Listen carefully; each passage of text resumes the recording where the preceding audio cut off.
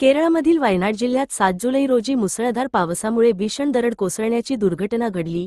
मेप्पाडीजवळील कल्लाडी परिसरातील बोगदा टनल बांधकाम प्रकल्पाच्या ठिकाणी ही घटना घडली.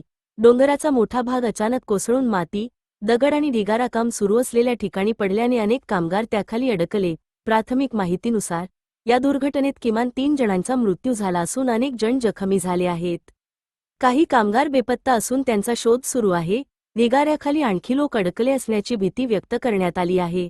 घटनेनंतर अग्निशमन दल, पोलीस, राष्ट्रीय आपत्ती प्रतिसाद दल, NDRF आणि स्थानिक बचाव पथके तातडीने घटनास्थळी दाखल झाली. मात्र सततचा पाऊस, चिखल आणि पुन्हा दरड कोसळण्याचा धोका यामुळे बचावकार्यात मोठ्या अडचणी येत आहेत. जड यंत्रसामग्रीच्या मदतीने ढिगारा हटवून अडकलेल्या नागरिकांचा शोध सुरू आहे.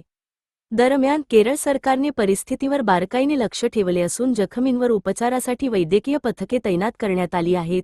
या दुर्घटनेनंतर वायनाडमधील डोंगराळ भागात सतर्कतेचा इशारा देण्यात आला असून नागरिकांना अनावश्यक प्रवास टाळण्याचे आणि प्रशासनाच्या सूचनांचे पालन करण्याचे आवाहन करण्यात आले आहे.